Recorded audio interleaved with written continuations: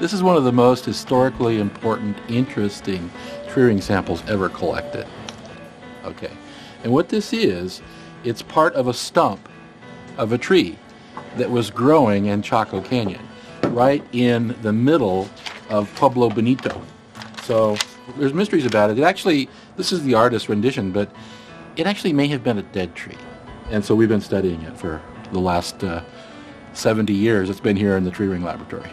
University of Arizona Regents Professor Thomas Swetnam is director of the UA Laboratory of Tree Ring Research, the world's first facility dedicated to the science of dendrochronology. In Arizona and New Mexico are these trees with 10, 15, 20 different fire dates, very, very distinctly recorded within the rings.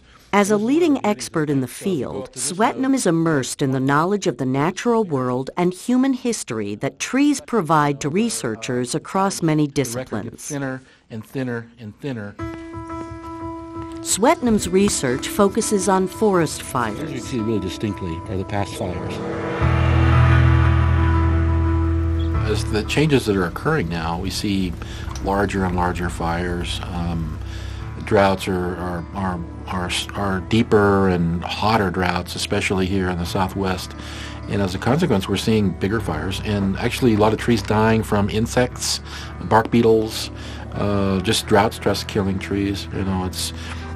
Is it just the climate change, or are there some other things going on? Land use history and the effect of putting fires out for 100 years, for example. Now they burn catastrophically. For policymakers, this changing landscape presents many challenges.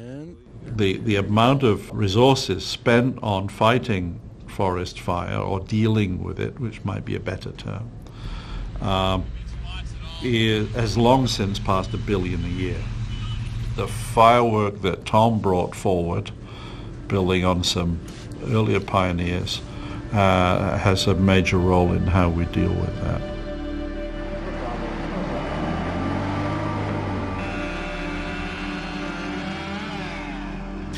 At the big scale now, we're working in like Siberia, and this is enormous landscape with just a sea of forest there, and they're burning. There's massive forest fires that make our fires look puny here in the western U.S. So this is a big concern with regards to climate change and what effects this might have on carbon dioxide and other greenhouse gases going into the atmosphere.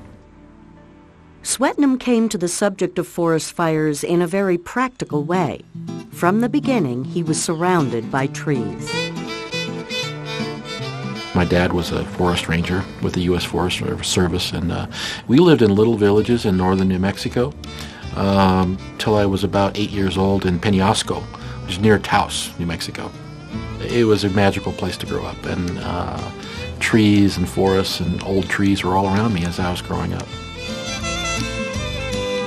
After my undergraduate work at the University of New Mexico, I was a firefighter for the U.S. Forest Service for 3 seasons in the Gila Wilderness of southwestern New Mexico.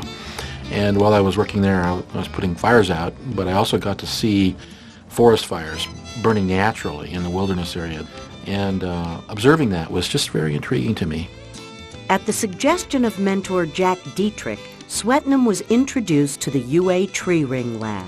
So he introduced me to this spot, and I've thanked him ever since. Established in 1937, this renowned facility is now getting a new home, where the research of scientists and students from across a range of disciplines will continue. Yeah, it actually releases. After about 15 minutes. The reason I came to work with Tom is because I was kind of interested in bridging between tree ring methods of fire history and other methods of studying fire history. So charcoal contained in lake sediments or charcoal contained in stream channel sediments. And of all the different professors at different universities I talked to, Tom was the most interested in bridging between tree rings and other methodologies. 51, here's the oldest one right here. So that's part of the fun of being in the lab, is you learn tree rings from all these different angles. Between the archaeologists, the climatologists, the chemistry people, and other forestry people, it's a strong crew of faculty.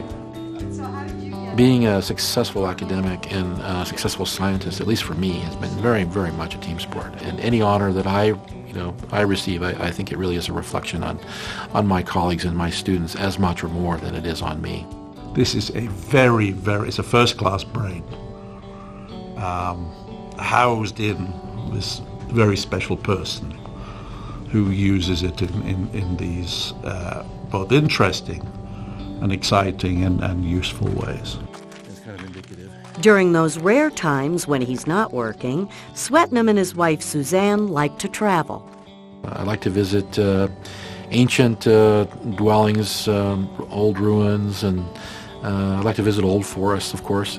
Suzanne would say, that's part of work, right? You're looking at that tree so you can sample it.